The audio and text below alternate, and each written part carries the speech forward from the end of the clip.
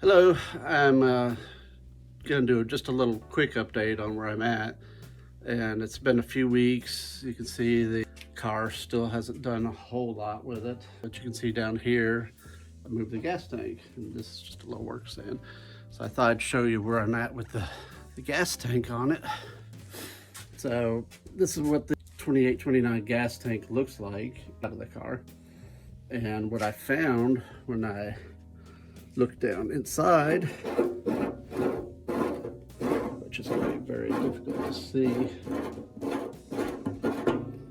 If you look down inside, there was a lot of grit and some kind of varnish. So what I did was I took some gasoline, poured it inside, slosh, dumped it out into a bucket, then slowly poured the gasoline back in without the sediment and slosh, and did that for probably 2 hours of sloshing gasoline in there, and then sort of filtering it and reusing the same gasoline.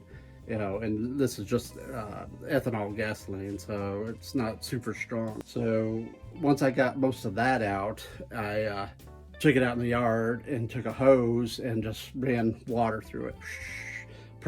Pressure. There's actually a baffle here and a baffle here, so you can't really get everything inside. That helps when you're driving the car from the gasoline from sloshing any further. There's like little holes underneath the baffle so the gas can slowly move back and forth. But when you're trying to clean one, those baffles make it very difficult. So I pressure washed the hose, using a hose, and got large chunks out, some more large chunks out. Set it out in the sunshine with the openings. I actually took the fuel gauge, which looks like this, and it comes in on the other side. But I was able to take the fuel gauge off. See, there's the float. Actually, looks like it might actually work. I made this little plug right here. I used the original fuel gauge ring. I just actually took a spray can cap and cut it down to size to fill the hole, just so my stuff isn't sloshing out. It's not like sealed tight with anything, but it just slows the stuff. But I was able to use the water hose through this and let stuff come out this hole, the filler hole, or do it the other way, and just went back and forth with it, sloshing it around, flipping it all over the place, and got some large chunks out doing that with just water. It dried out somewhat, and then I put some paint thinner in, which this new paint thinner they have is not very strong. There's the clean strip safety paint thinner. Not very strong.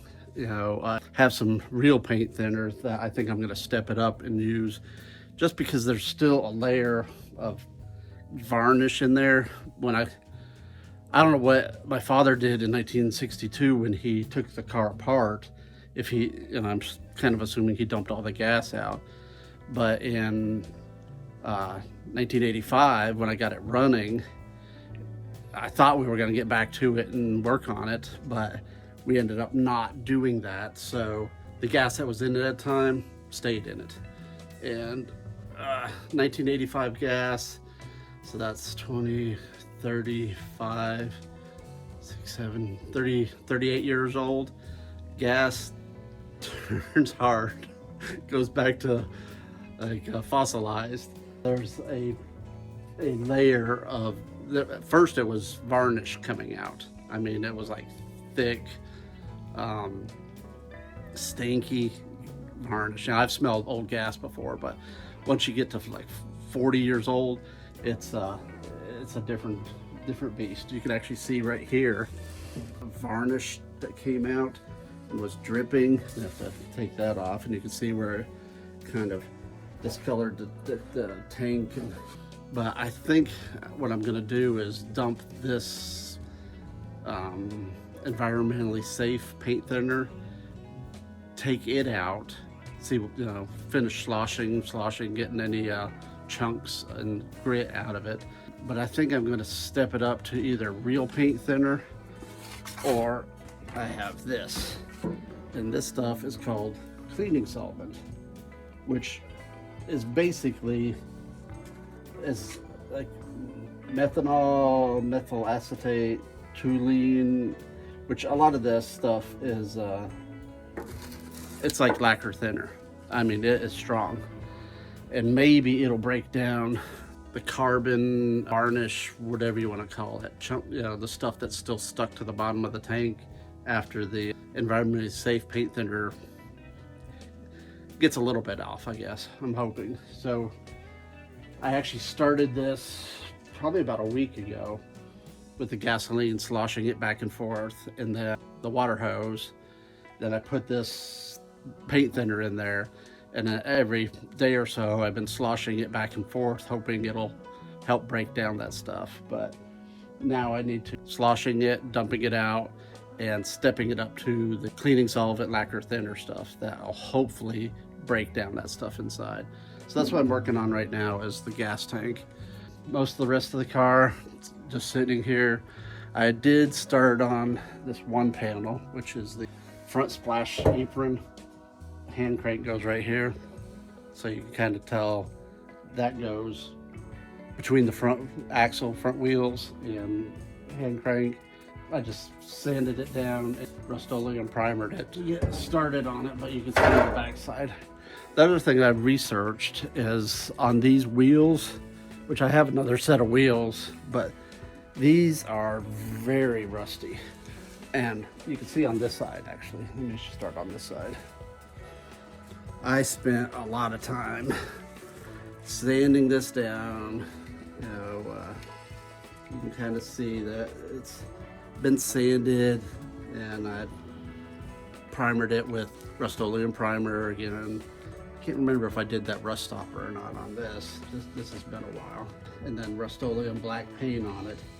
But it's so hard to get all these nooks and crannies on wire wheels. And so, I've heard before you could do distilled vinegar or other vinegars, apple cider vinegar.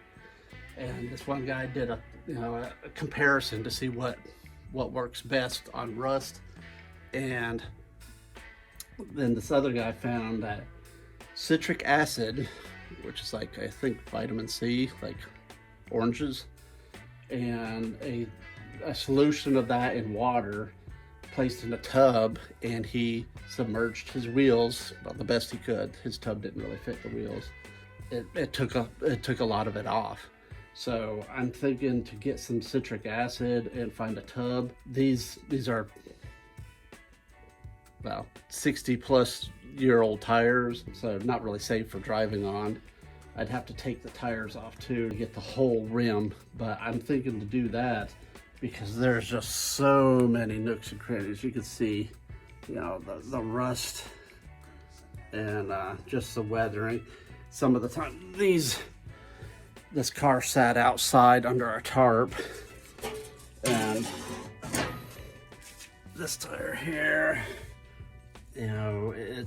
they were all this way. I can feel, I don't know if I can be able to show you it in the back here. See, there's a giant split in the rubber right there.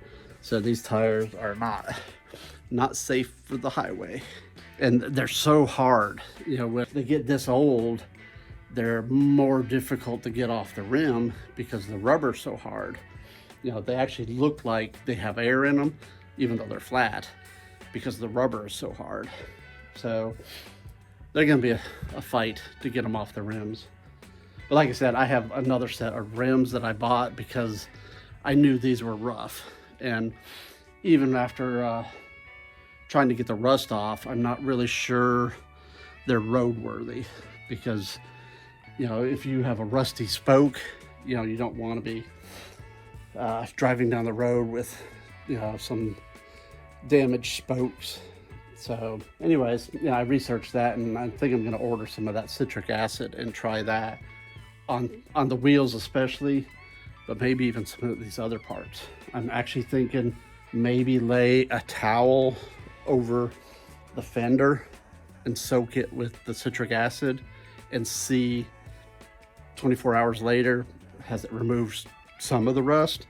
All these parts that are pretty rusty, this fender, it's probably the worst one. I think the other one's not as bad, but if I can use that, yeah, here's the other one. And it's got some black paint on it at least. I don't know why the one on the driver's side looks so bad. I guess it was more exposed when all this was stuffed inside the car for years and years. But laying that towel on there and soaking it with a citric acid and see how that works. I don't think it's going to hurt anything, and maybe it'll save some on the aggressive sanding on the fenders. Anyways, just an update. That's where I'm at. All right. Thanks for watching. Bye.